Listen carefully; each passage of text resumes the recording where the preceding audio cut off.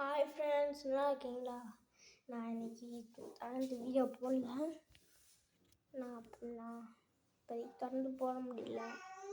கொஞ்ச நாளாகவே எனக்கும் ஒரு இதே முடியாமல் போயிடுச்சு. கண்ணு வேறு குழந்தை கட்டிடுச்சு. அதனால்